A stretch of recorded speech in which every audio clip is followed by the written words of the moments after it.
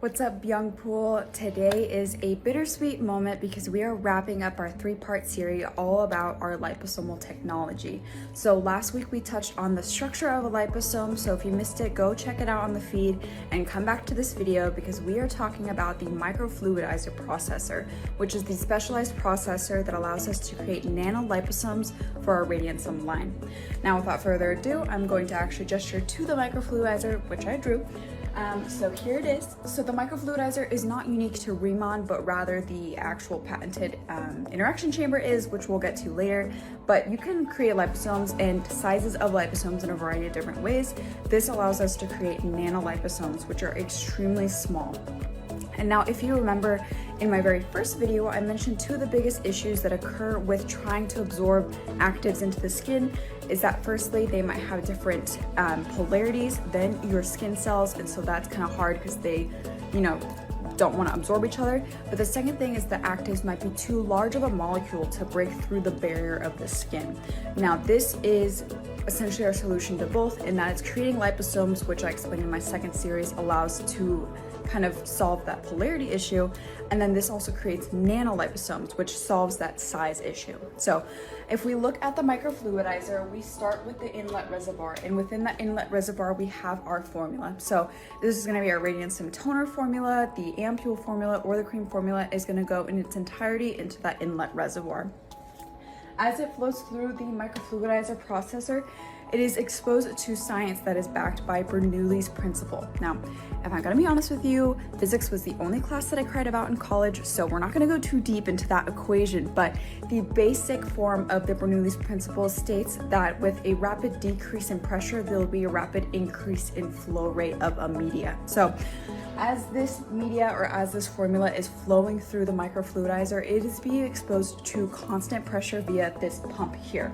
Now, as you can see, I've written that it can get up to 40,000 PSI with that pressure. Now, if you think about it, your car tires are out there sitting with maybe 30 PSI if you're being good about filling your tires. So that is a huge amount of pressure to be exposing this formula to, and it's really important that it's that high.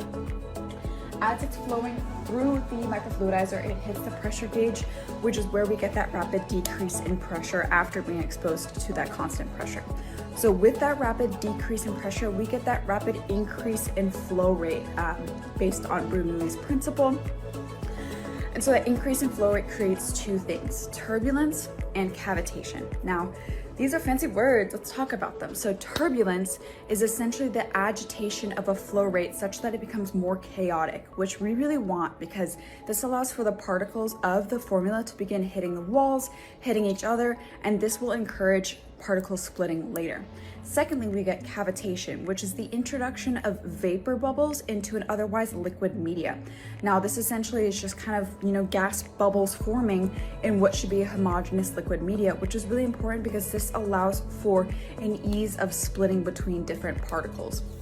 So with this cavitation and with this turbulence occurring, the formula then enters the interaction chamber, the patented interaction chamber. So in this interaction chamber, it has a fixed geometry. And so this fixed geometry is really important because it allows for that particle interaction, those particles hitting its geometry, hitting each other, hitting the walls, to finally split the particles into a uniform nanoliposomal size. So we get the chaos of the turbulence, we get the chaos of the weird vapor bubbles all of a sudden inside a liquid media, we get that intense increase in the flow rate, and that fixed geometry of the patented interaction chamber, all cause the particles to finally split within the formula, within your toner, within your ampule, things of that nature. So the formula at its end hits the outlet reservoir and comes out microns smaller than when it started in the inlet reservoir. So when I was studying this, I think one of our kind of sample formulas would go in, say it was a moisturizer, would go in at 500 microns in the inlet reservoir, would come out at 0.74 microns on the outlet reservoir. So extremely small. And so this is creating our nanoliposomes that are all uniform in size, all extremely small, so that you can get that truly advanced absorption in the use of the radiosome line. So Why is this so unique? So radiantsum being composed entirely of nanoliposomes allows for the entirety of these formulas to have a promised efficacy for your skin. So not only do we have patented ingredients, exclusive ingredients to the radiantsum line, our utilization of the microfluidizer processor, our utilization of nanoliposomes ensures that your skin is getting 100% of the benefit of every single one of those ingredients. So we have things like RK Snowflake, Vitasum. Both of these are complexes that are unique to us that allow for skin radiance and for increased skin vitality.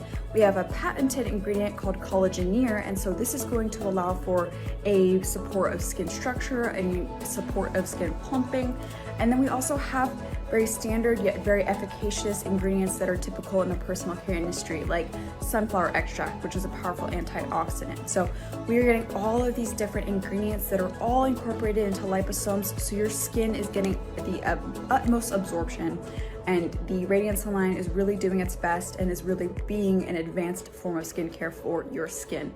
So in that note, we are all done with our liposomal series. I am sad, but I know there's so much other science for us to explore within the Remon line, the Remon story. So I will see you guys for another Remon Days next week. Talk to y'all later.